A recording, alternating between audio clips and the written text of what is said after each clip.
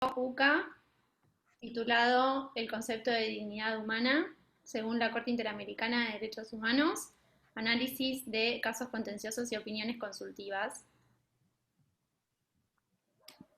En primer lugar, en nombre del equipo del proyecto, quisiera agradecer a la Universidad Católica Argentina y a la Facultad de Derecho por brindarnos hoy este espacio, y a los expositores de hoy, Nicolás Laferrier y Mariana Pardo Llosa, y a ustedes que nos están acompañando. En breves minutos daremos inicio.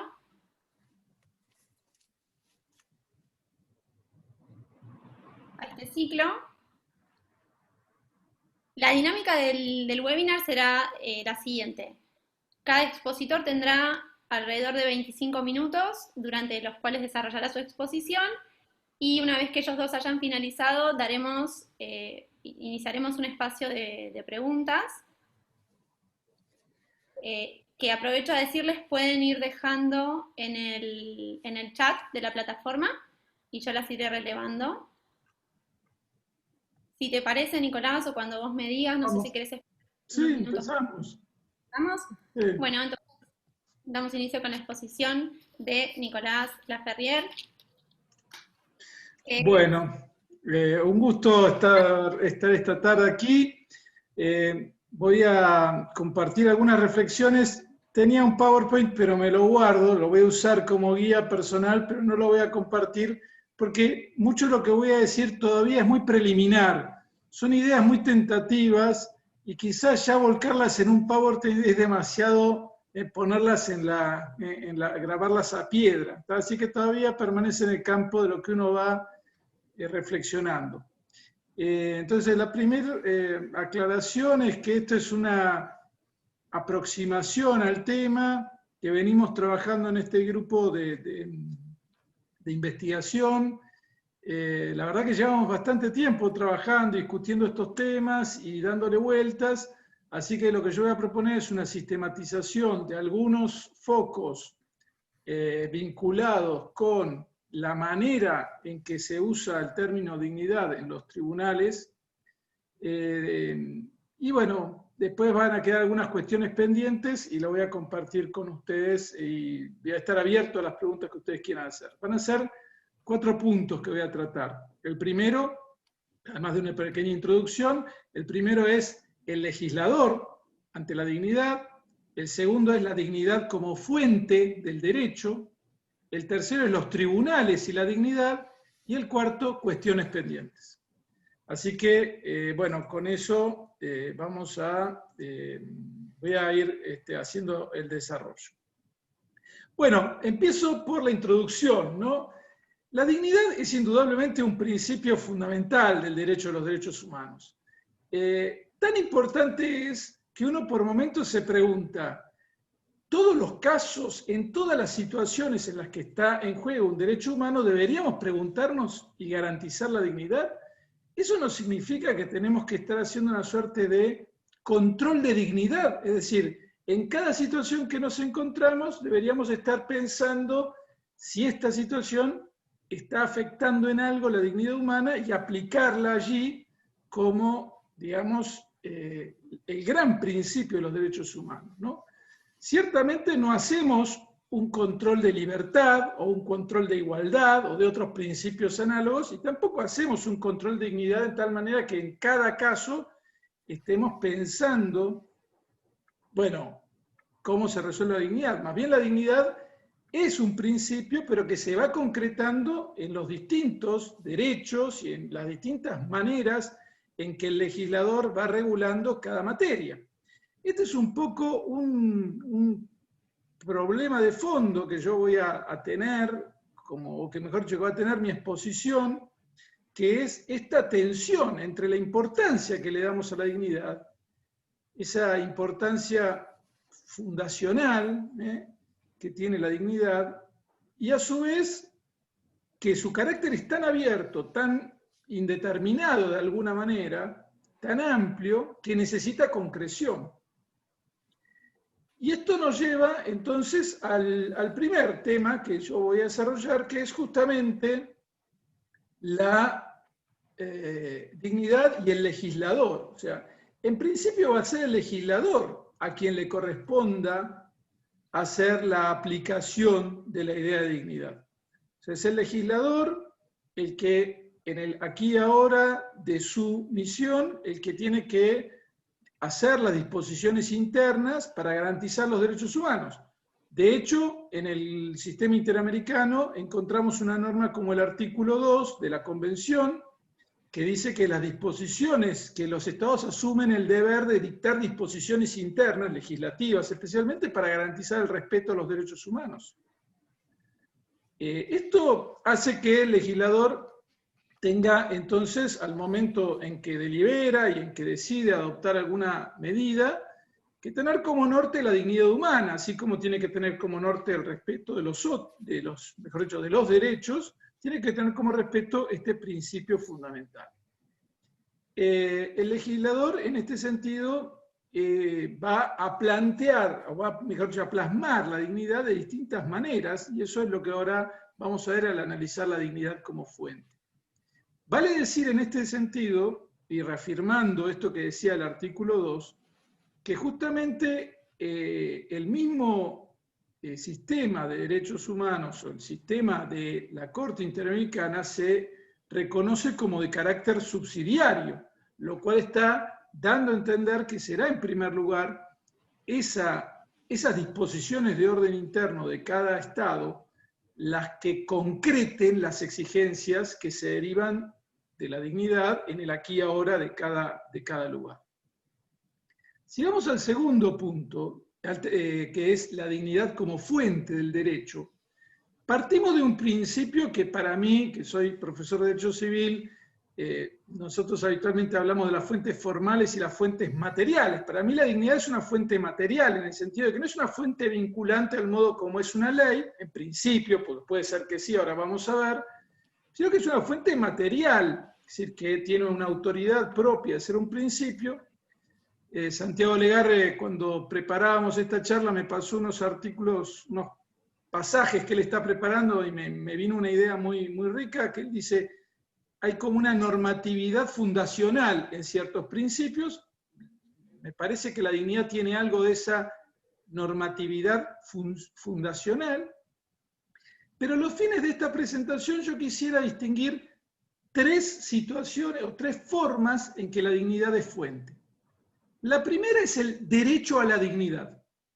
Esta expresión es algo bastante es problemática, ahora vamos a verla, pero es una primera forma que encontramos en algunas normas específicas y también en alguna creación jurisprudencial. Derecho a la dignidad.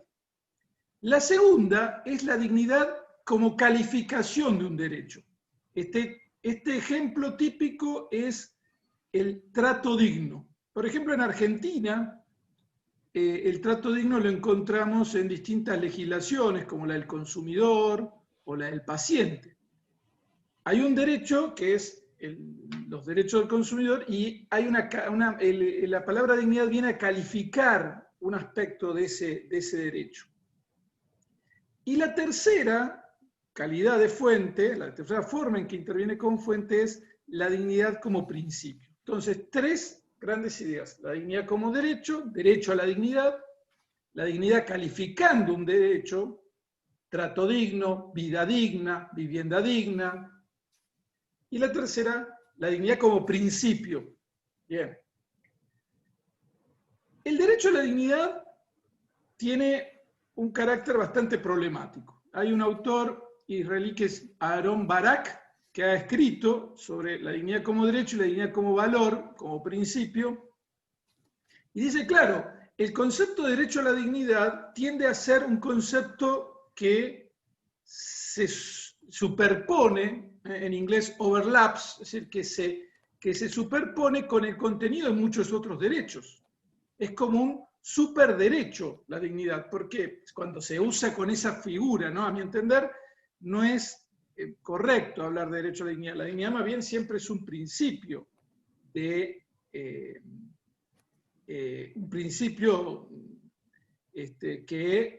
a su vez da fundamento a los derechos. El derecho a la dignidad, sin embargo, aparece, por ejemplo, en la Convención Americana. El título del artículo 11 dice derecho a la honra y a la dignidad. Y después, en el inciso primero del 11, dice toda persona tiene derecho al respeto de su honra y al reconocimiento de su dignidad. Ahí se matiza un poco esta expresión de derecho a la dignidad, porque está muy ligada a la honra. De hecho, en la jurisprudencia de la Corte Interamericana, derecho a la dignidad y el artículo 11 en general están invocados en contextos, el 11.1, en contextos muy vinculados a la honra y reputación. Y la dignidad en esos casos aparece como limitando especialmente la libertad de expresión. Pero también la Corte Interamericana ha ido usando esa expresión del artículo 11, y sobre todo porque el segundo párrafo del artículo 11 abre la vida privada, ha ido usando esa idea de dignidad, de derecho a la dignidad, muy asociado a la idea de autonomía y autodeterminación. Y esto ya va marcando una especie de derecho a la dignidad entendido como autonomía y autodeterminación, entendido como posibilidad de plasmar el propio proyecto de vida. Esto, a mi entender, es problemático porque tiene un contenido muy inasible, pero no voy a entrar en el problema de la dignidad como autonomía, pues es un debate filosófico enorme que me excede en primer lugar y después que no es el objeto de esta presentación muy preliminar y muy exploratoria que estoy haciendo con ustedes. Entonces tenemos el derecho a la dignidad como una cuestión que uno se pregunta qué significa, digamos, qué alcance tiene, qué es el derecho a la dignidad. Y en el sistema interamericano tenemos estas dos formulaciones, que son la dignidad, por un lado, como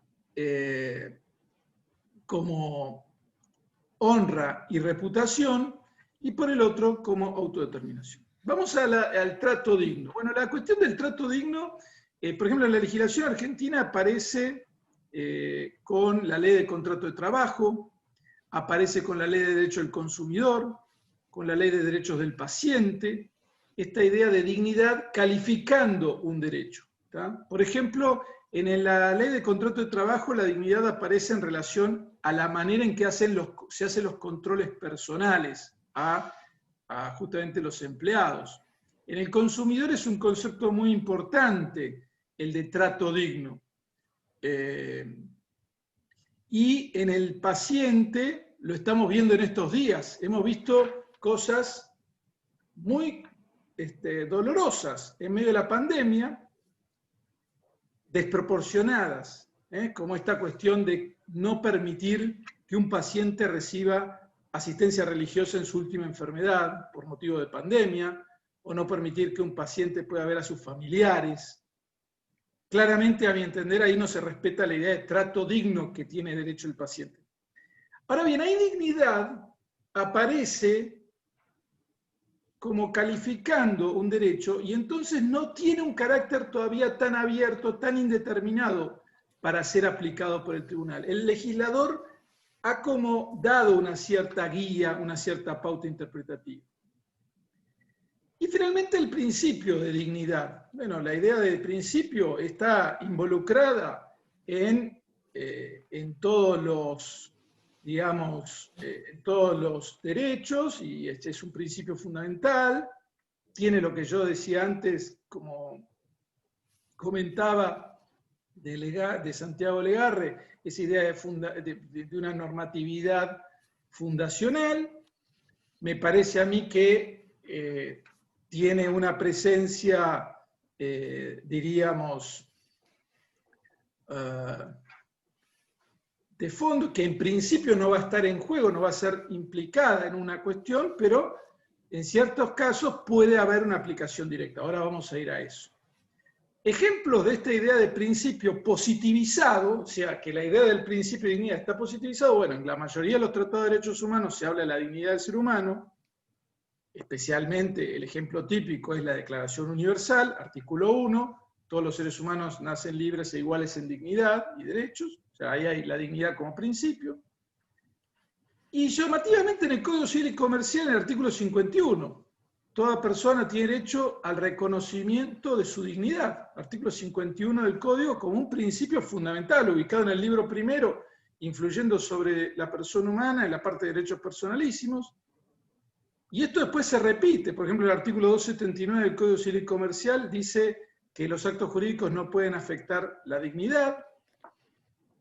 Nuevamente, aquí como principio, ya limitando la autonomía, ¿no? Bien, hechas estas aclaraciones de cómo puede actuar la dignidad como fuente, ya sea como derecho a la dignidad, como calificación de un derecho, el ejemplo típico trato digno, o como principio, vamos a los tribunales, que es el nudo de mi presentación. Acá voy a distinguir los tribunales nacionales y los tribunales internacionales. Por nacionales me refiero a cualquier tribunal que está en el ámbito de un Estado, de una nación, y que por lo tanto está sometido a las reglas claras de la división de poderes. Porque hay una cierta diferencia en cómo interviene un tribunal internacional, me refiero concretamente a la Corte Interamericana. En esta parte voy a decir cómo, a mi entender, deberían los tribunales aplicar la dignidad, y después dejo dos cuestiones abiertas. ¿Cómo deberían los tribunales en principio aplicar la dignidad? Bueno, en principio, la actuación de todo tribunal está guiada legalmente, o sea, el tribunal al momento de interpretar un derecho tiene que presuponer que el legislativo ha establecido algo, o sea, toma la ley como su primera guía al momento de hacer la interpretación de un caso. Y esto hace que el tribunal no tenga que estar en cada caso buscando hacer ese control de dignidad que les decía al inicio, o sea, en principio va a tomar la ley y la va a considerar como la manera en que el legislador, el poder legislativo, ha decidido regular una materia que ciertamente tiene que ver con la dignidad, porque la dignidad en el fondo está en juego en todo. Pensemos ahora, tenemos los contratos de alquiler, vaya si no tocan a temas de dignidad, bueno, salud, muchísimos aspectos tienen en última instancia alguna conexión con la dignidad humana. Entonces la pregunta, claro, los tribunales nacionales, vuelvo a repetir, por nacionales léase tribunales que funcionan en el horizonte de una división de poderes, en principio su actuación está dirigida. Entonces tendrán a la dignidad, a veces como fuente formal, cuando la ley dice trato digno, ejemplo el consumidor, y verán si en el caso se dio o no. Preparando este encuentro me encontré con una sentencia en Tucumán que a unas personas en un supermercado las fueron a buscar al estacionamiento con el de seguridad, las trajeron así violentamente, les pidieron que muestren el ticket para ver si se habían robado o no la comida, mostraron los tickets, entonces consideraron que había un trato indigno al consumidor. Esto del trato indigno podemos discutir su valor, pero bueno, es una manera de indicar cómo el consumidor debe ser considerado en la relación de consumo. El tema en la Corte Interamericana aparece mucho también especialmente con las condiciones de detención, ¿no? Ya lo vimos en el webinar anterior con Elga, que se consideraba o no dignidad, trato digno en el contexto de condiciones de detención. Los tribunales, en principio, me parece que no van a tener que aplicar directamente el principio de la dignidad. Salvo, y acá vendría el punto de discusión, en casos muy excepcionales, donde esté en juego algo así como lo que en la perspectiva de un naturalista decimos una ley injusta. Salvo que sea una ley tan manifiestamente contraria a la dignidad humana, que haya que aplicar el principio directo de la dignidad humana para descalificar, para descalificar una ley, para señalar que es contraria a la Constitución o a ciertos principios. A mi entender son casos muy excepcionales. La regla será que no, que será el legislador el que interpreta. Pero puede ser que el legislador haya tomado una decisión que no respetó la dignidad. Bueno, en esos casos, por supuesto, me parece que los tribunales sí tendrían atribuciones para disponer, declarar inconstitucional o contraria a la Convención una ley con fundamento en la dignidad. Pero serían casos muy, muy excepcionales. El segundo supuesto de aplicación directa del principio de dignidad sería supuestos de lo que se llaman lagunas del derecho, situaciones no regladas o situaciones que no han sido consideradas. Yo vengo mucho de los temas de bioética y realmente a veces hay nuevas aplicaciones biotecnológicas que podríamos plantearnos al momento de su consideración, si por alguna razón llegaran a instancias tribunalicias, podríamos plantearnos si está en juego o no un aspecto de la dignidad y podría darse el caso de una aplicación directa de la dignidad. Y finalmente, con relación, estamos dentro de los tribunales nacionales, cómo aplica esas tres figuras de las formas de la dignidad, y con relación a la aplicación de la dignidad como derecho, del derecho a la dignidad, en principio yo creo que en sus dos facetas, la faceta de derecho a la dignidad como honra se subsume en honra, y la faceta del derecho a la dignidad como derecho madre, como derecho que contiene a todos los otros derechos, no ofrece mayor guía y yo creo que no corresponde a los tribunales hacer ese uso. En definitiva, habría que subsumir la idea de derecho a la dignidad como dignidad como principio y no deberíamos dar cabida a esa idea de derecho a la dignidad. Esto es en cuanto a los tribunales, diríamos, nacionales, con esas aclaraciones. Vamos a los tribunales internacionales. Bueno, partimos de la idea de que también su acción está de alguna manera delimitada por los tratados internacionales que le dieron origen, el material normativo vinculante del sistema correspondiente y, con ciertas limitaciones, los propios precedentes, ¿no? En ese marco debería ser parecido, quizás el problema con parecido a los tribunales nacionales.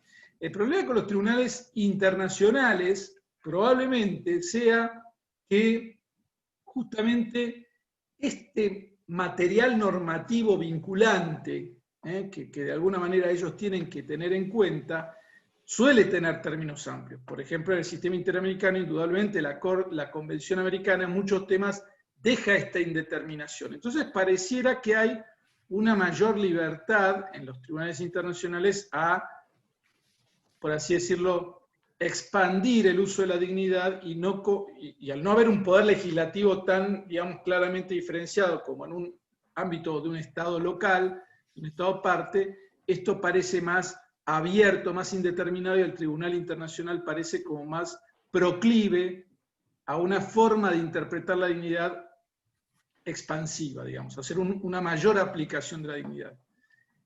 Esta sería digamos, el gran peligro, ¿no? Si yo digo en esta parte, digamos, de mi exposición, cómo considero que debe ser la manera de actuar de un tribunal internacional, yo creo que debe ser tomar a la dignidad como un principio, pero tratar de atenerse a los términos de los tratados y no realizar interpretaciones tan amplias y extensivas y creando derechos implícitos que terminen desfigurando las obligaciones asumidas en los tratados y alterando el sistema. Última parte de mi intervención.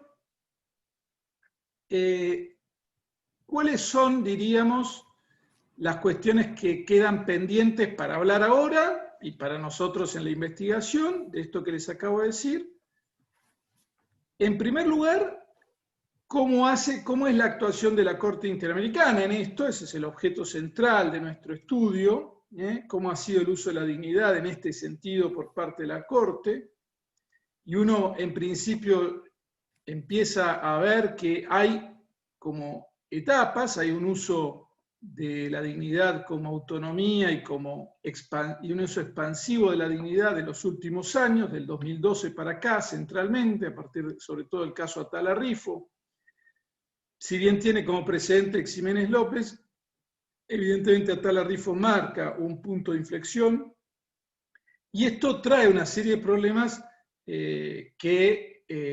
digamos, tienen que ver además con la forma en que actúa la Corte. Haciendo una búsqueda para este trabajo me encontré con un artículo de Dulitsky, autor con quien no comparto algunas de sus posiciones más biofilosóficas, pero que hace un análisis muy interesante de cómo funciona la Corte, y él dice algo así como: la Corte Interamericana parece actuar como una Corte Constitucional continental.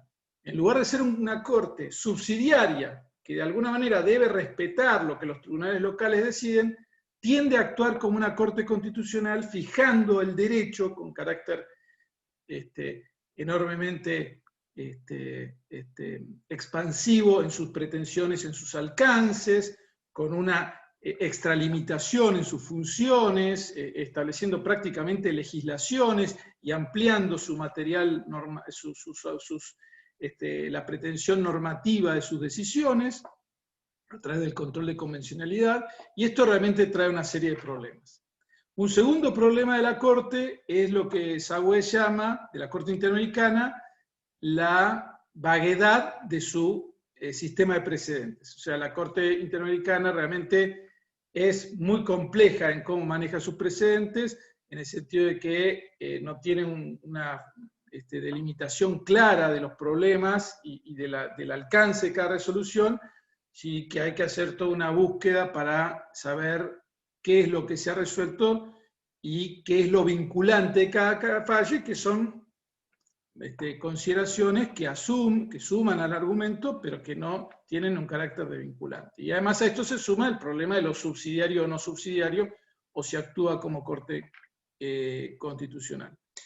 La otra cuestión pendiente, ya terminó Florencia, la otra cuestión pendiente es la de los tribunales locales o los tribunales nacionales y el control de convencionalidad. Porque esto mismo que le pasa a la Corte Interamericana le puede pasar, y de hecho pareciera que pasa, a los tribunales locales al momento de tener que hacer el control de convencionalidad. ¿Por qué? Porque tienen que hacer jugar estos principios, y el principio de dignidad tiene un carácter tan abierto, tan expansivo en sus pretensiones, que se termina haciendo uso de él, más cuando está asociado a la autonomía, para ampliar y desconocer a veces lo que la propia ley dice, y esto plantea también problemas sobre la manera en que se hace el control de convencionalidad y cómo opera la dignidad como fuente. Entonces, recapitulando, mi presentación, que es muy exploratoria, tiene como estos dos ejes. Por un lado, sistematizar tres posibles formas en que la dignidad opera como fuente: dignidad como derecho, dignidad calificando un derecho o principio de dignidad, y después tratar de ver cómo los tribunales locales o nacionales aplican esas tres maneras de la fuente y cómo lo hacen los tribunales, cómo deberían hacerlo los tribunales internacionales, y nos deja pendiente la cuestión que probablemente sea la más entretenida y más interesante para nosotros como equipo, que es cómo la Corte Interamericana ha hecho jugar este principio de la dignidad y si ha sido, digamos, respetuosa de un cauce o lo ha usado de una manera expansiva y por lo tanto también afectando este alcance de la dignidad como principio, dándole un alcance que digamos, que adquiere una cierta desmesura con relación a lo que cada Estado tiene que legislar y a lo que está establecido en concreto en la Convención Americana. Gracias. Perdón, Florencia, me extendí unos minutos.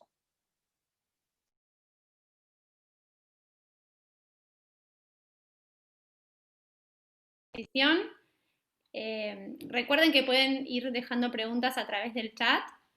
Me toca ahora entonces darle la palabra a la doctora Mariana Pardo Llosa, que nos va a hablar de derecho a la salud y dignidad en la jurisprudencia de la Corte Interamericana de Derechos Humanos. Muchas gracias. Buenas noches a todos. Espero que se encuentren muy bien. Bueno, voy a compartir mi pantalla para que puedan ver mi presentación, ya que yo sí voy a utilizar un PowerPoint que me ayuda para guiarme en la presentación. A ver, esperemos un segundo. ¿Dónde está? Acá está. ¿Pueden verlo? Ahí está. Sí. Perfecto. Bueno, Antes de empezar con la presentación, bueno, quiero agradecer a todos los integrantes del grupo de investigación PICTO y especialmente a los responsables de la investigación y a la Universidad Católica Argentina por propiciar estos encuentros y debates, y a todas las personas que están participando hoy del webinar. Bueno, el tema que me toca exponer es dignidad humana y derecho a la salud en los fallos de la Corte Interamericana de Derechos Humanos. Bueno, teniendo en cuenta que la Corte utiliza el término de dignidad en distintos sentidos, yo me propongo como objetivo de esta exposición, primero, analizar cuáles son los usos del concepto dignidad que la Corte ha realizado en materia de salud, a través de un análisis de sus fallos jurisprudenciales desde los años 1987 hasta el año 2018, que es el periodo que llega a nuestra investigación. Y luego, también me interesa determinar cuál es la relación entre el derecho a la salud y a la dignidad que pueden surgir de estos fallos. Antes de entrar en el análisis de los fallos, yo voy a hacer algunas aclaraciones preliminares sobre la ubicación del derecho de salud en el sistema interamericano y cómo la Corte trató el derecho a la salud en sus fallos. Vamos a ver primero el tema de la ubicación del derecho a la salud. Bueno, el derecho a la salud se encuentra dentro de los derechos económicos, sociales y culturales protegidos por el artículo 26 de la Convención Americana sobre Derechos Humanos. Este artículo impone una obligación de hacer para los estados, ya que ellos se comprometen a garantizar de manera progresiva la plena efectividad de estos derechos en la medida de sus recursos disponibles. El derecho a la salud, por lo tanto, es un derecho de carácter prestacional que requiere una debida atención social por parte del Estado. La Corte también ha destacado la vinculación que hay entre el derecho a la salud con el derecho a la vida y a la integridad física, a la integridad personal, perdón. Hay una interdependencia entre estos derechos. La salud es un presupuesto fundamental e indispensable para el ejercicio de todos los demás derechos, afirmó la Corte. Con respecto a los fallos,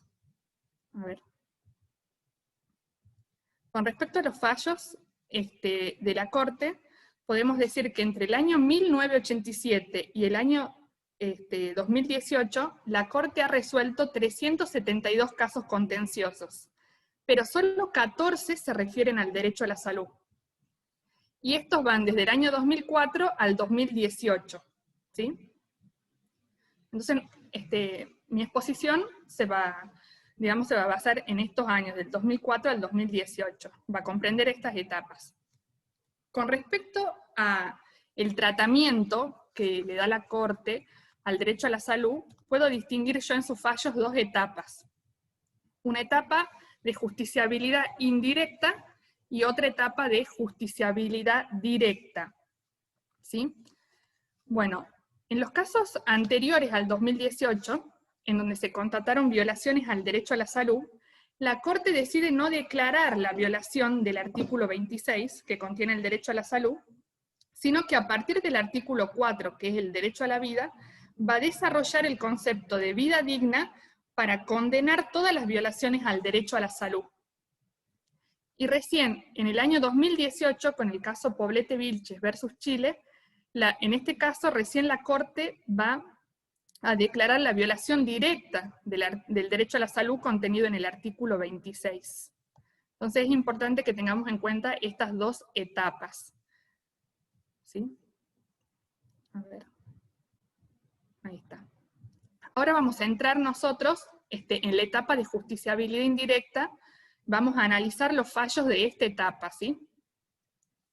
Bueno, en el caso Niños de la Calle, Villagrán Morales y otros versus Guatemala, que se refería a niños que vivían en la calle y fueron secuestrados y ejecutados por agentes del Estado, la Corte va a desarrollar una interpretación amplia del derecho a la vida.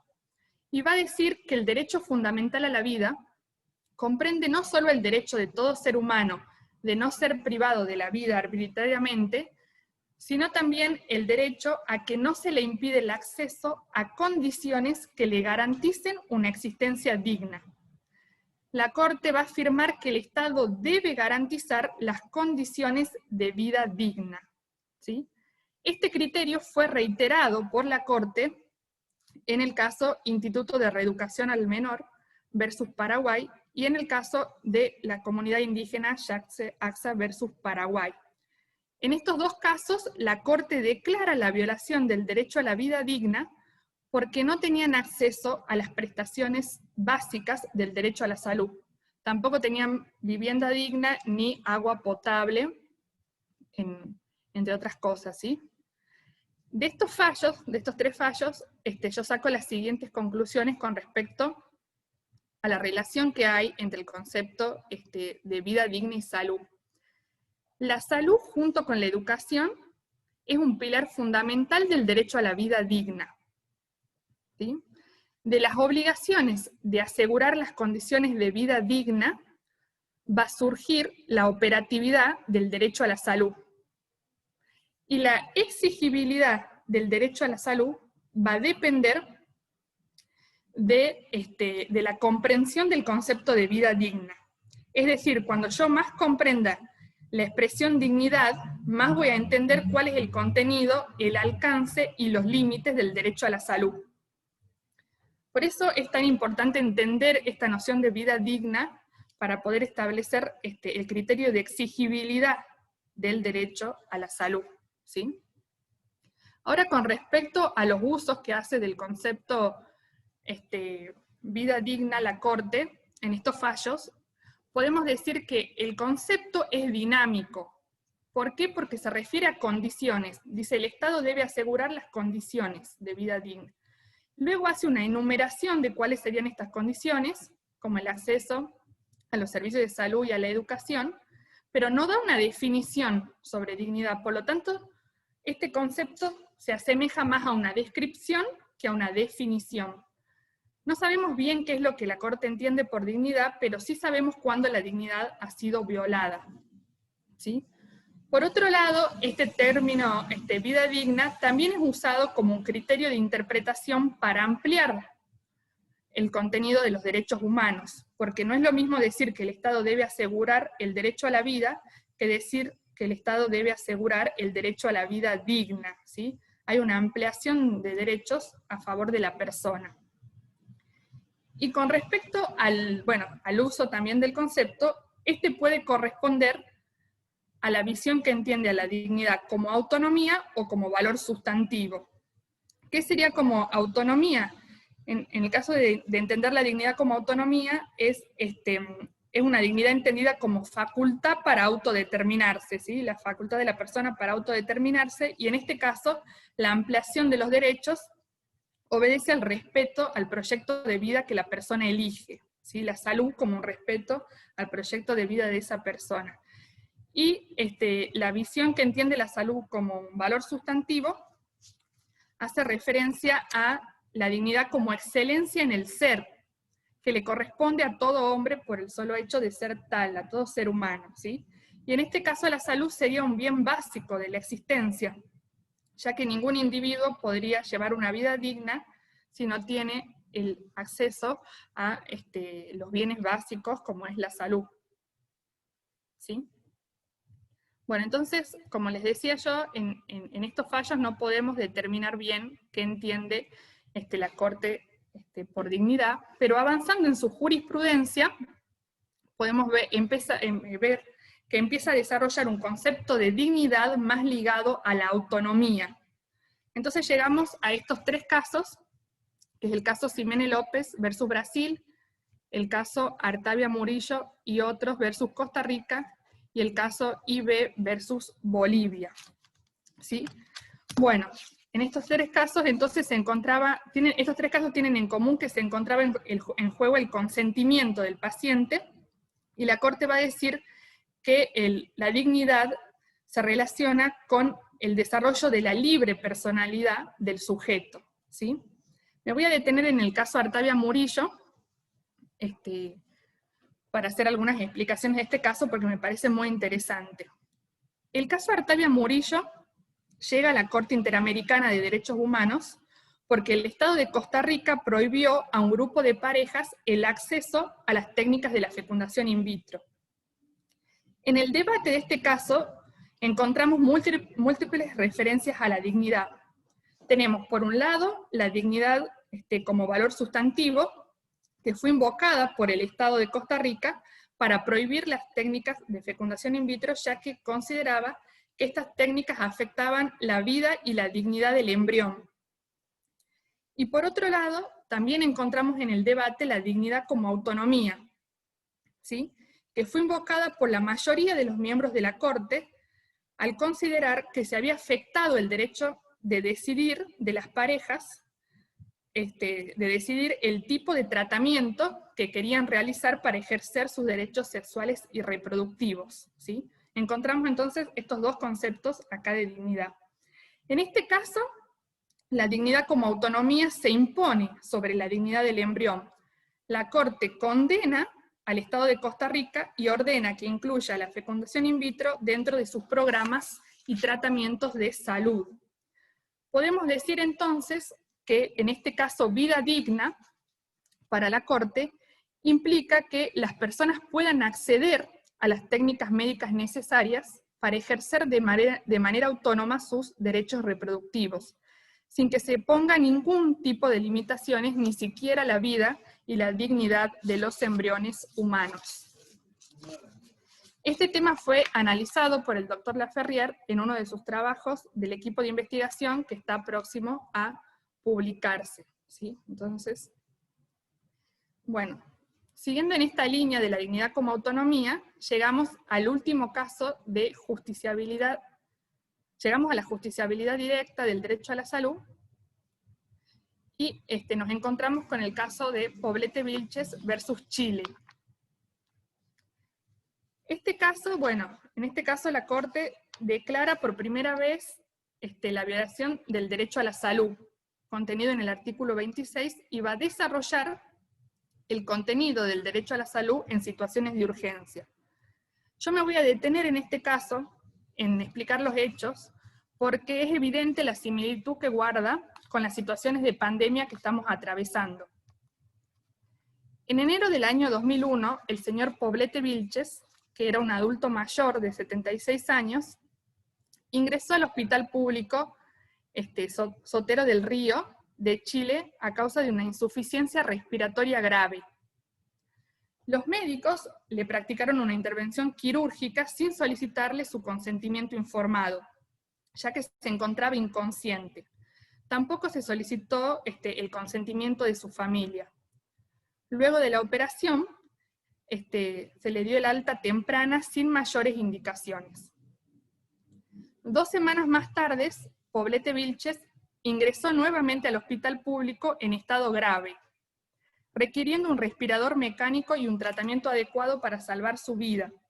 Estas necesidades no fueron atendidas por el hospital, ya que no había respirador ni tampoco había camas en la unidad de cuidados intensivos, y esto derivó en el fallecimiento del señor Poblete Vilches. Este caso motivó entonces que la Corte declare por primera vez la violación del derecho a la salud. La Corte va a decir que el derecho a la salud en cuestiones de urgencia, como es este caso, genera obligaciones de carácter inmediato. Y antes de referirse al artículo 26 de desarrollar profundamente cuáles son estas obligaciones, va a decir que el derecho a la salud es un derecho autónomo que se encuentra reconocido en el Corpus Juris Internacionales y establece un detalle de cuáles son las declaraciones, tratados y convenciones que contienen al derecho a la salud. Bueno, en esta pantalla pueden ver, está en la Declaración Americana de Derechos y Deberes del Hombre, en la Declaración Universal de los Derechos Humanos, en la Carta de la OEA, en el Protocolo de San Salvador, en el Pacto Internacional de Derechos Económicos, Sociales y Culturales. Bueno, todos estos pactos contienen el derecho a la salud como un verdadero derecho fundamental. Luego de haber consolidado el derecho a la salud como un derecho humano fundamental, la Corte va a acudir a la observación general número 14 del Comité de DESC del año 2000 para establecer que en caso de prestaciones médicas de urgencia, los estados deben cumplir con los siguientes estándares en la atención sanitaria, ¿sí? Primero hace referencia a la calidad. ¿A qué se refiere este estándar?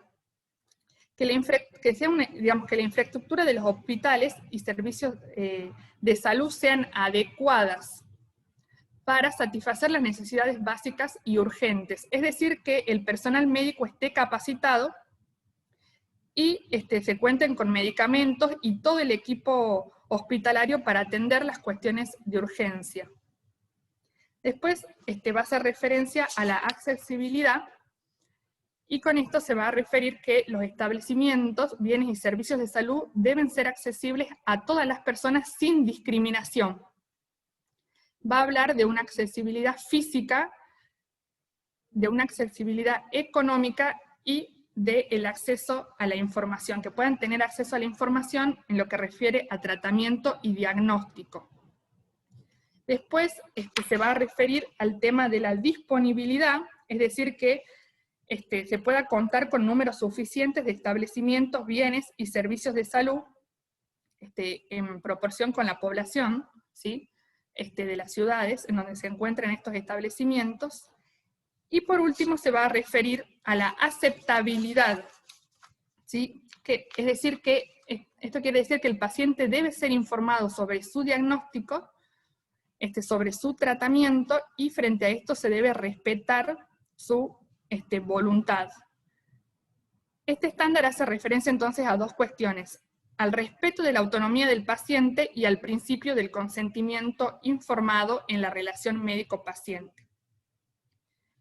Con respecto a esto, la Corte va a decir que en el caso Poblete-Vilches no se cumplió con ninguno de estos estándares, ya que la atención que recibió el paciente no fue de calidad, porque no podía acceder a un elemento básico que es un respirador o una cama en la unidad de cuidados intensivos.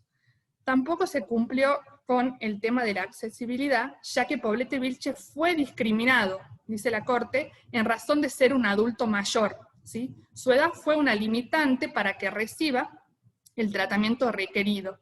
Y va a decir que las personas mayores son vulnerables en materias de salud, por lo tanto requieren una protección especial por parte del Estado. Con respecto a la disponibilidad, tampoco se cumplió con este estándar, ya que Poblete-Vilches no fue trasladado a otro centro médico que haya contado con las herramientas que él necesitaba para salvar su vida. Y por último, el tema de la aceptabilidad. Tampoco se cumplió con este estándar porque Poblete-Vilches, no se solicitó el consentimiento informado de Poblete-Vilches para la cirugía, ni tampoco el consentimiento de su familia. Entonces, la Corte aplicó estos estándares para establecer que no se había cumplido con estos elementos en una prestación médica de urgencia como fue la de Poblete-Vilches, y declara la violación del derecho a la salud. Por último, con respecto al tema de la dignidad, la Corte va a tratar la dignidad como un derecho, ¿sí? Se va a referir a la dignidad que está contenido en el artículo 11, como explicaba recién el doctor Laferrière. Y va a decir que un aspecto central del reconocimiento de la dignidad es la posibilidad de todo ser humano de autodeterminarse y de escoger las opciones que le dan sentido a su existencia conforme a sus propias acciones y convicciones.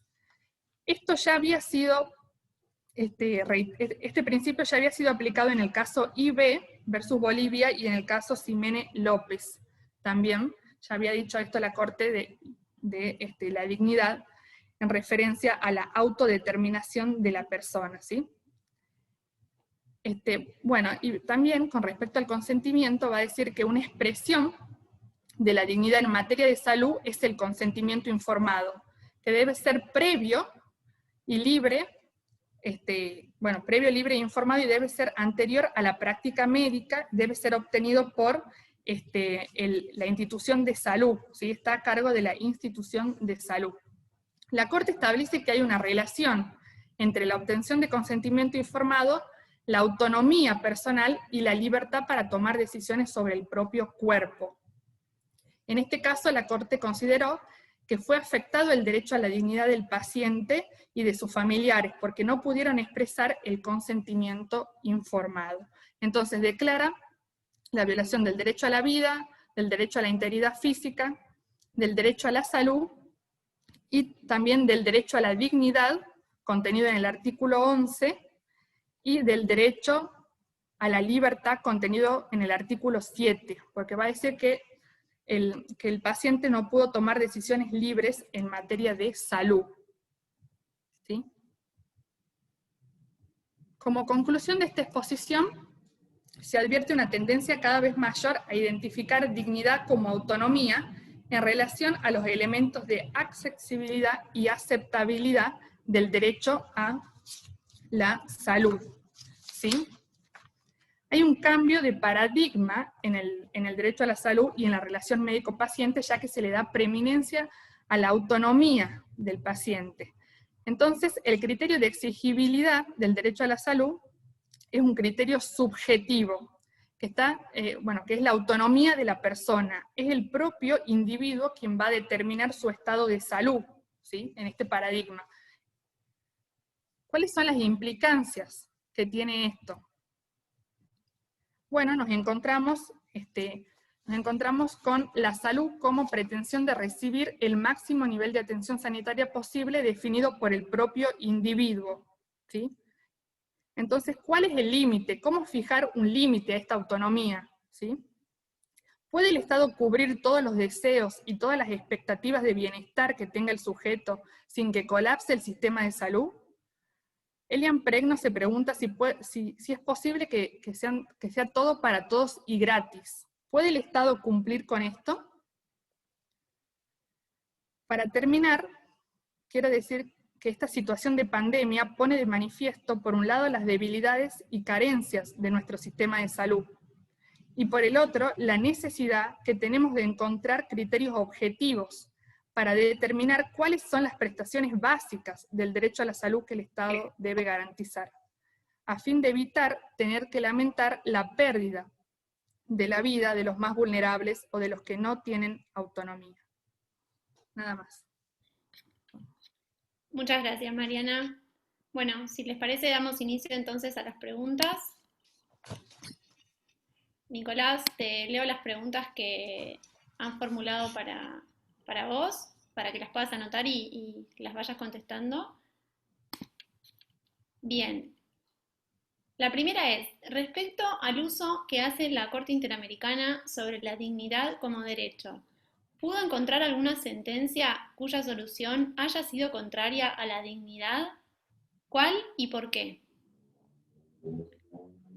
La segunda es, al emplear el término dignidad como calificativo de un derecho, ¿no se lo emplea como principio indirectamente?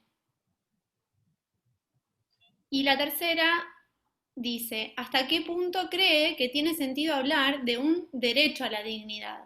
Por ejemplo, en el artículo 11 de la Convención Americana se habla literalmente de un reconocimiento de la dignidad y no de un derecho a la dignidad. Es decir, allí por lo menos la dignidad no aparece explícitamente como un derecho.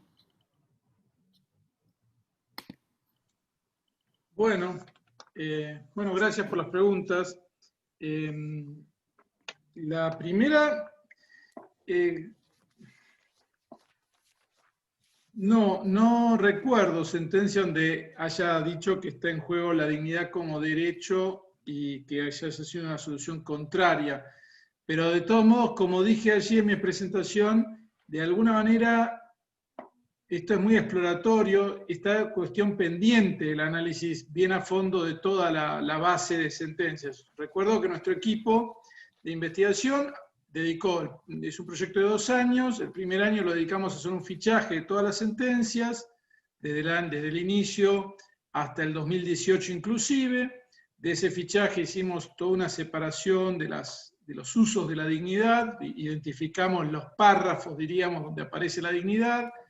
Hemos trabajado en depurar esa base, en hacer análisis, y ahora nos estamos metiendo adentro, digamos. Entonces mi intervención no llegó todavía a todas las conclusiones. Probablemente hacia principios del año que viene, cuando hagamos alguna nueva actividad, ya tengamos algunas conclusiones de todo esto más seguras. Sí puedo decir que en cuanto a la dignidad como derecho, mi impresión fue que en la mayoría de los casos aparece asociado al artículo 11, que en el artículo 11 la forma de redacción es ambigua, como bien dijo la tercera pregunta, o sea, el artículo 11 en realidad en el título pone derecho a la honra y la dignidad, pero en el, digamos, en el cuerpo del artículo pone derecho al reconocimiento de la dignidad, lo cual es distinto a derecho a la dignidad. Entonces, es un poco difícil de determinar, por ahora, de lo que vamos viendo, de las sentencias que vamos analizando, cuándo efectivamente la Corte ha hecho un uso de la idea de derecho a la dignidad. Ahora, por eso digo, hay un grupo de sentencias donde aparece muy asociado a honra y reputación. Y ahí, derecho a la honra y a la dignidad se usa para limitar la libertad de expresión. O para decir no hubo afectación de la dignidad en tal y tal circunstancia. Ahora, en cuanto al otro grupo, que ahí sería derecho a la dignidad como autodeterminación, que lo vimos recién en el ejemplo concreto en Poblete Vilches y en Artavia y en Atala y en IB con Bolivia, esto ya se nota más que la dignidad como derecho es usada para expandir, digamos, la legitimación de una serie de prácticas que en el continente al que se aplica el sistema interamericano en general estaban prohibidas y que no figuran en la Convención y que la Corte lo usa como una función legitimadora. Entonces, bajo derecho a la dignidad como autonomía, va ampliando los alcances de distintas cuestiones. En algunas cosas razonables, por ejemplo, lo del consentimiento informado, pero en otras asociadas a una pretensión claramente no discutida, como en Artavia Murillo. O sea, en ningún lugar de la Convención Americana podíamos deducir un derecho al acceso a la fecundación in vitro. Y entonces, sin embargo, por la vía de una clave de vida privada, dignidad, autonomía, bajo el artículo 11 se abre esta perspectiva. Quiero enfatizar que en Artavia Murillo uno podría pensar que la fecundación in vitro está asociada claramente a la infertilidad y lo podría haber ido a buscar a la salud, pero no. Artavia Murillo ubica el tema de la procreación artificial en el campo de la autonomía. Entonces, esta idea de dignidad como autonomía y de derecho a la dignidad, mejor dicho, es un poco la fórmula bajo la cual se instala esta especie de ampliación de, digamos, de alcances de una serie de derechos que no estaban originariamente en el texto y que además, la verdad es que nuestro continente tiene una disposición protectora de la vida y una serie de principios que la Corte es como que trata de ir moldeando, ¿no? Entonces acá nuevamente aparece ese problema que decía al final. La Corte se constituye en una especie de Corte constitucional latinoamericana, interamericana, y no en un tribunal subsidiario. Porque si fuera un tribunal subsidiario, por ejemplo, el Tribunal Europeo reconoce que en materia de biotecnologías cada país tiene su solución y él no se mete. Es llamativo que en Artavia Murillo la Corte Interamericana cita un fallo del Tribunal Europeo donde habla de la dignidad del embrión y el fallo del Tribunal Europeo citado dice: dado que en Europa no tenemos una norma como la que tienen los americanos de que la vida empieza a la concepción, vamos a decir que si bien el embrión tiene dignidad, no le reconocemos personalidad. Y dejamos, y la Corte cita ese fallo que dice que el sistema interamericano sí está obligado a proteger la vida de la concepción, pero le da un significado totalmente distinto. Entonces, uno advierte que la idea de derecho a la dignidad está siendo usada como legitimadora a una serie de prácticas que no se logran legitimar en los ámbitos legislativos democráticos de cada país. Entonces pasamos a un problema político ya. sea, porque acá estamos ya ante una corte que está queriendo constituirse en la legisladora de todo el sistema. Y bueno, y yo creo que a la pregunta tercera, si el derecho a la dignidad tiene sentido, y bueno, la verdad es que yo entiendo que no, o sea, que no es correcto hablar de derecho a la dignidad. Alguna vez, hace mucho, alguna vez lo usé en un primer escrito que había hecho, me acuerdo que estaba con la profesora Viviana Nieto, que está aquí en el público, y ella me dijo, Nicolás, me parece que no es correcto hablar de derecho a la dignidad, y me hizo reflexionar, y la verdad que tenía razón, era un uso poco así, en un tema de bioética, hace ya muchos años, en unas jornadas, no sé si se acordará, de docentes católicos en Santa Fe. Me acuerdo que yo había llevado, en algún momento puse derecho a la dignidad, y bueno, y la verdad que nosotros hemos reflexionado, y esta expresión derecho a la dignidad no es muy feliz. Así que yo la mencioné como que aparece en ese instrumento, pero con estos alcances. No es que yo la sostenga, ¿está? Eso lo quiero aclarar. Y después, bueno, y si cuando entra como calificativo no está siendo usada como principio, sí, está bien eso. La verdad que este tema del calificativo, nosotros no lo habíamos identificado en nuestro primer análisis de la sentencia. Cuando el grupo armó, diríamos, la matriz con la cual íbamos a analizar las sentencias, en este tema pusimos, cuando fichemos una sentencia, veamos si usa la dignidad como derecho o la dignidad como fundamento de los derechos humanos, o no se puede clasificar. Al analizar todas las sentencias nos damos cuenta que en un buen número este tema de vida digna es un uso muy especial, porque como vimos recién en el derecho a la salud, es un uso que se usó de forma ampliatoria muy fuerte, muy clara a lo largo de los años. Entonces lo empezamos a como identificar y a separar en las distintas sentencias, encontramos todos esos usos. Por eso yo lo sistematicé como una cosa distinta a la dignidad como principio puro. Habría otro uso, que es a veces un uso puramente retórico. Se menciona la dignidad, pero que no agrega nada a la argumentación. Pero en estos casos me parece a mí que al calificar un derecho, está teniendo una función distinta a la de ser un principio.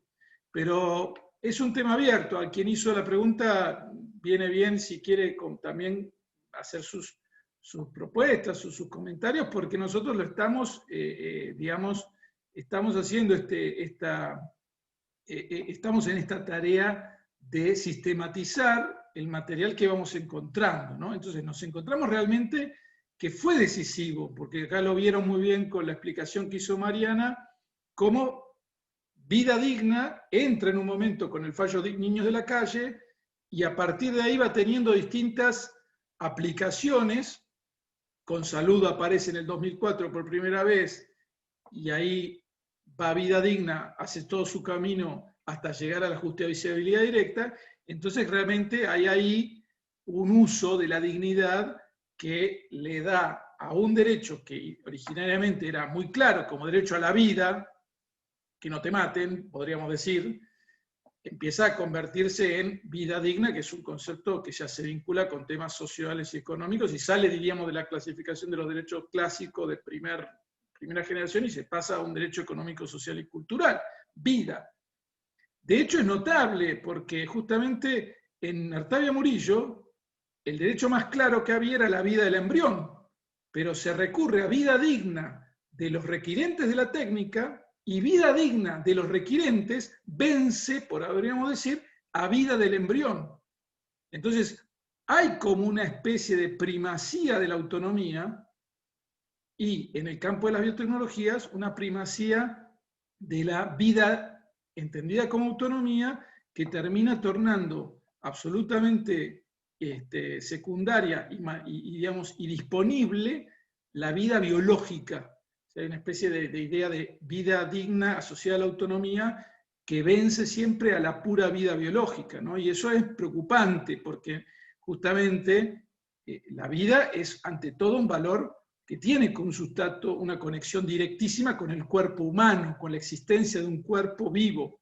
Por supuesto que también la vida no se limita al cuerpo, pero no se puede negar que la vida es derecho a la vida física como no ser matado. ¿tá? Entonces es notable este cambio operado en vida digna. Así que bueno, nos pareció que, digamos, hacer resaltar diferenciadamente a principio la dignidad como calificando un derecho, ofrecía una clasificación que echaba luz, que nos permitía analizar mejor estas sentencias que tenemos por delante y que son el objeto de nuestro proyecto. Nicolás, si te parece bien, te agrego la última pregunta que llegó para vos, así ya directamente pasamos a Mariana. A partir de la lectura del preámbulo de la Declaración de Derechos y Deberes del Hombre, el concepto de dignidad pareciera estar ligado a la libertad, la igualdad y el espíritu como parte superior del ser humano. ¿Podría decirse que la dignidad como autonomía ha derivado de la dignidad vinculada a la libertad? Bueno, no sé, la verdad que yo no sé, no tengo los elementos filosóficos para indagar tanto. Me parece que es indudable que, a ver, la dignidad es un concepto que tiene una analogía adentro, o sea, indudablemente ya el webinar pasado, Chávez, analizando el pensamiento de Waldron, fue desmenuzando esa dimensión objetiva que él decía y una dimensión más subjetiva. Nosotros indudablemente que reconocemos en la dignidad una faceta moral. De hecho, la dignidad se vincula también con los deberes, porque tenemos dignidad, también tenemos deberes hacia los demás, y la dignidad nos reclama deberes y de respeto, ¿tá? Y tiene una función, digamos, también digamos, limitadora de los derechos. No sé, yo no tengo, digamos, no sé si es una noción vinculada con la libertad. Sí se nota, y acá yo pido perdón porque me meto en ámbito que no manejo del todo, que es ámbito más filosófico, se nota una raíz más, podríamos decir, kantiana, que esa idea de autonomía y del sujeto como fin de sí mismo, que es un aspecto real de la dignidad, pero que llevado, digamos, recortado en su significado y absolutizado esa dimensión del significado, conduce a un concepto desmadrado. O sea, porque la dignidad como la dimensión moral de la dignidad que existe, no se puede desvincular de la dimensión ontológica, que es la primera, la dignidad del ser, la excelencia en el ser. Por supuesto, también hay una dignidad moral. Si yo me comporto bien, si soy capaz la gente que es capaz de dar su vida por otro, decimos qué comportamiento digno. Y también hablamos de la dignidad del comportamiento. Ahora, no significa eso como que uno tenga un poder de autoconstrucción completa de su vida. En última instancia, vamos a grandes temas últimos que tienen que ver con si el ser nos es dado o somos creadores de nuestro ser, y si tenemos una participación en el ser, y en última instancia la dimensión de ser criaturas y de que no nos damos la existencia ni nos damos los fines, y que en definitiva reconocemos que somos deudores de alguien que nos dio el ser, ¿no?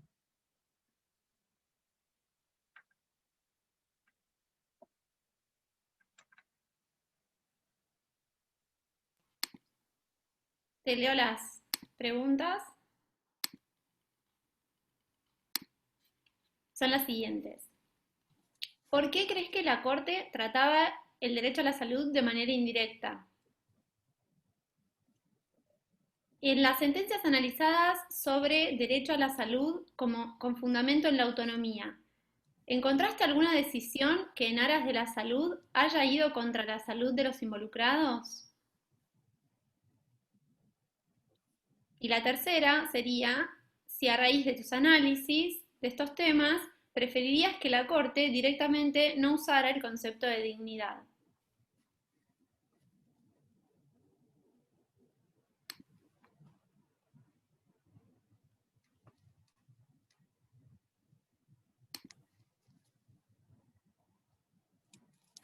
Bueno,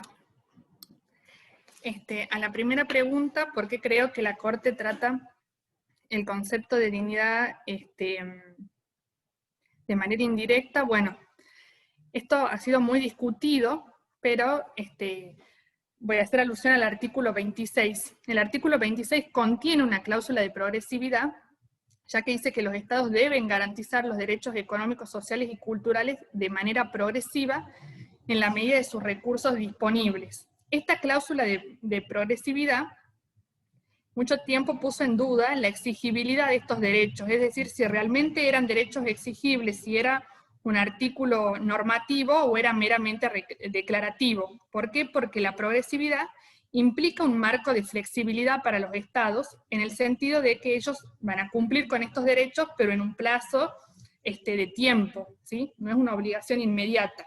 Entonces, por eso se ponía en duda si realmente estos derechos eran exigibles o no.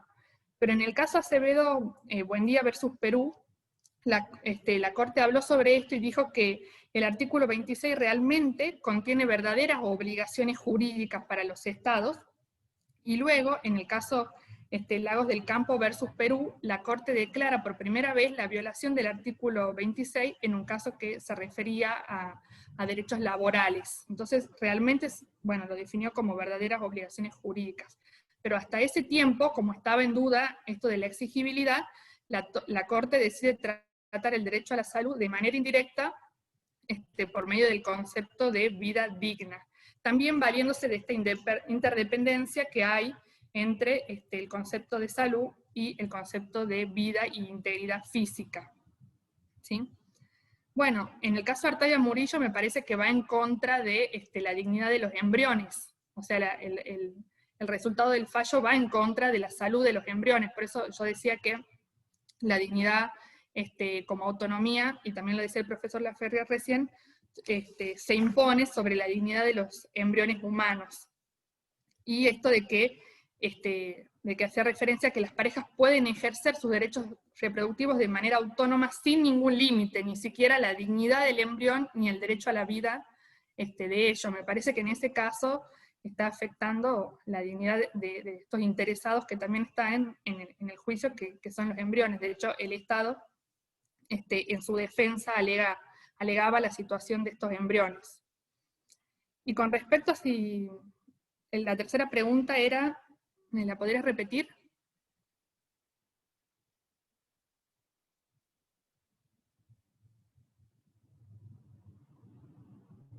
No estoy escuchando. ¿Me escuchás? Sí, ahora sí. Ahí está.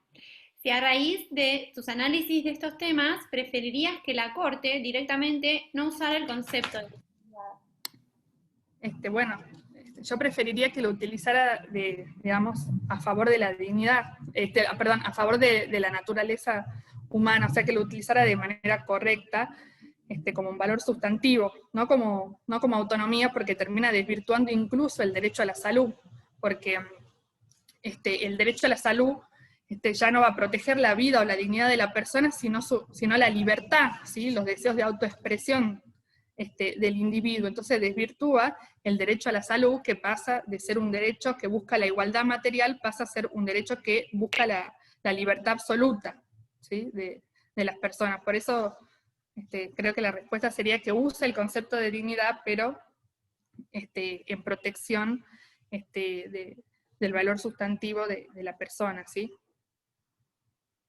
Y llegaron otras dos preguntas. ¿Te las leo? Sí. La primera dice, durante la crisis de esta pandemia, la salud pública se enfrenta a decidir sobre la atención preferente de un paciente frente a otro. ¿Estas decisiones estarían afectando la dignidad humana? Y la segunda es, ¿cuál sería tu respuesta al interrogante de Elian Preño? ¿Puede haber un derecho a la salud para todos y gratis? Yo creo que el derecho a la salud no es ilimitado, o sea, en cuanto a las prestaciones que el Estado debe cumplir, ¿sí? O sea, no es un derecho ilimitado, y menos en el caso de que la salud se identifique como autonomía. Por eso yo decía, ¿te puede el Estado cubrir todos los deseos del individuo, todas las expectativas de bienestar que tenga la persona, y gratis? ¿Puede hacerlo?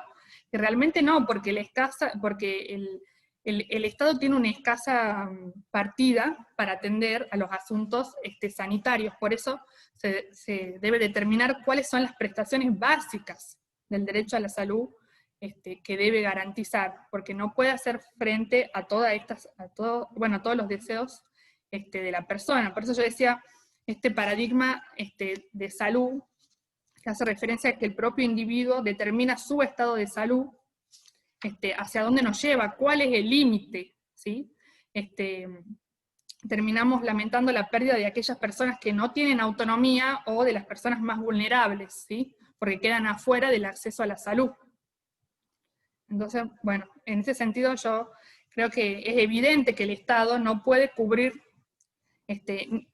bueno, en este caso de pandemia vemos que no puede cubrir ni siquiera algunas cuestiones esenciales como es el tema del respirador para los pacientes o el tema de las camas en los hospitales. Entonces, si no puede cubrir estas cuestiones que son esenciales, tampoco puede cubrir cuestiones mayores, ni deseos, ni expectativas de bienestar de las personas. Yo creo que, bueno, con respecto a esto de que elige entre una vida y otra, me parece que no es lícito nunca elegir, toda vida vale, y que no es lícito elegir entre la vida, ni sobre todo en el caso de los adultos mayores, que son los más vulnerables en el tema de salud. Me parece que no se puede decidir sobre la vida de las personas, pero bueno, el doctor Laferrière es experto en el tema, así que podría responder mejor a esta pregunta. Nicolás, ¿querés ampliar? No, sí, a ver, el tema de la última cama, diríamos, o del último respirador, que es el dilema que apuntaba la pregunta, efectivamente yo creo que son situaciones verdaderamente dilemáticas, donde justamente se trata de salvar la dignidad de todos, o sea, no está en juego eso. Por supuesto, en la terapia intensiva hay muchos criterios y es muy difícil fijar con antemano. Entonces, lo mejor siempre es tratar de prever todas las situaciones, ampliar la capacidad, tener mecanismos muy regulados de cómo se ingresa. Y sí, llegado el momento, se tolera una decisión donde, por ejemplo, entró uno y se quedó, y ahí no hay otro respirador y llega un paciente, y bueno, en esos casos hay una imposibilidad fáctica. Después habrá que ver si esa imposibilidad fue por negligencia, como fue Poblete Vilches, o si fue realmente por el desborde del sistema, en cuyo caso habrá que profundizar. Pero bueno, esas son situaciones que son de desborde, y lo que podríamos llamar el caso fuerza mayor, o sea, una situación que te ha superado. Evidentemente que a medida que pasa el tiempo nos preparamos mejor, tratamos de articular mejor los sistemas de salud. Entonces, si yo estoy en Tucumán, voy a tratar de articular con los santiagueños, con los salteños, con los riojanos, para que tener las derivaciones en tiempo. Y bueno, y haremos todo lo posible para evitar esa situación dilemática de la última cama o del último recurso. Así que bueno, yo creo que no sería, o sea, la expectativa de garantizar la dignidad no impide que estamos en un mundo falible, que somos personas que nos vamos a morir todos y que en algún momento las cosas pueden llegar a ocurrir, que nos veamos en un dilema de este tipo. Por suerte en Argentina no llegó esa situación que sí se dio en otros países, así que en ese sentido por ahora no ha llegado esa situación de la terapia intensiva, así que la verdad que la medida ayudó hasta este momento. Por supuesto ya llega un punto donde hay que tener en cuenta otras alternativas de cuarentena o de mecanismos de rastreo, pero bueno, esos son temas más complejos que exceden a lo que estamos hablando.